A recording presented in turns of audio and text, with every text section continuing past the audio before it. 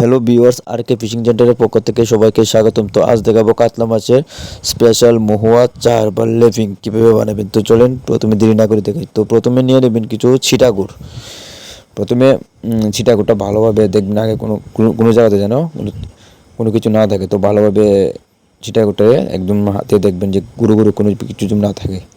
তো তার মধ্যে দিয়ে দেবেন মহুয়া, যে মহুয়া চার আমি গুঁড়ো করে রেখেছিলাম, নিজে হাত দিয়ে গুঁড়ো করে রেখেছিলাম। তো মহুয়া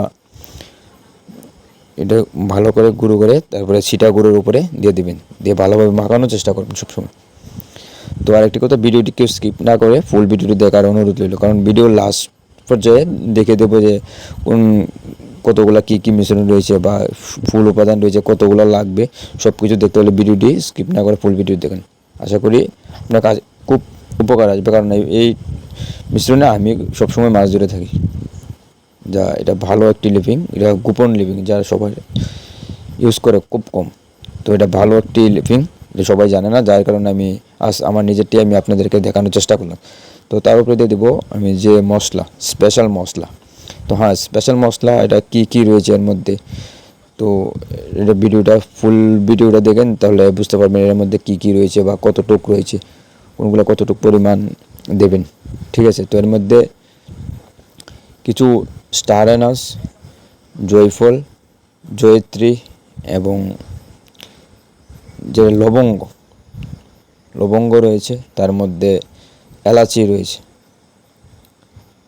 ভালোভাবে একদম সবগুলোকে গুঁড়ো করবেন। এবং তেজপাতা রয়েছে, কারণ অনেকগুলো থাকে, অনেকগুলো এটা প্রয়োজন হয়। তার মধ্যে আরও কিছু জিনিস রয়েছে, যা ধৈর্য সহকারে দেখুন, তো ভিডিওটি ভালোভাবে বুঝতে পারবেন।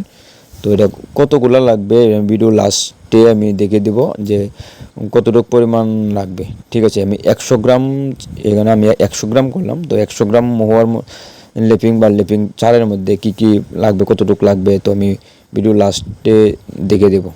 তো আশা করি ধৈর্য সহকারে দেখুন। তার উপরে দিয়ে দিলাম আমি কিছু পরিমাণ এটা নারিকেল ডাস্ট,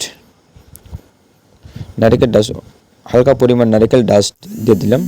তো নারিকেল ডাস্টটা দিয়ে দিলাম ভালোভাবে, দিয়ে বাস মোটামুটি ভালোভাবে একদম হাত দিয়ে নেড়ে মাখা করে নেবেন, যাতে আঠালো ভাব হয়।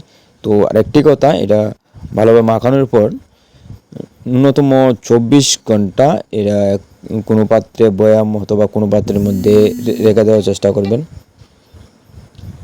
কারণ 24 ঘন্টা পর এই মহুয়া চারের সাথে নারিকেল কুরমা অথবা নারিকেল পচা এরকম কোনো কিছু দিয়ে, হয়তো নারিকেল কুরমা, নারিকেল পচা দিয়ে ভালোভাবে আবার এটাকে একসাথে আবার মাখাবেন। এটা আমি বয়ামের মধ্যে রাখার চেষ্টা করছি। তো 24 ঘন্টা পর আবার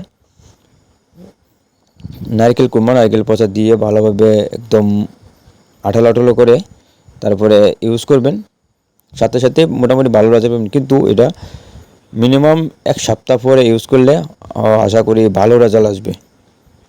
তো 1 সপ্তাহ পরে এটা রেজাল্ট, খুব ভালো একটি রেজাল্ট আসবে। তো যার কারণে সাথে না ইউজ করে, আর যত এই মহুয়া চার যত আপনি পুরাতন বানানোর চেষ্টা করবেন, ততই ভালো কাজ আসবে।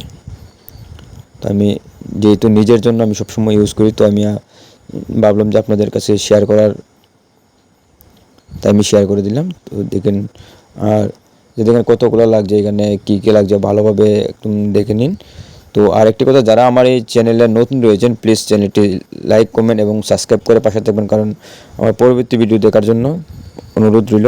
আর চ্যানেলটি সাবস্ক্রাইব করে পাশে থাকবেন। ধন্যবাদ।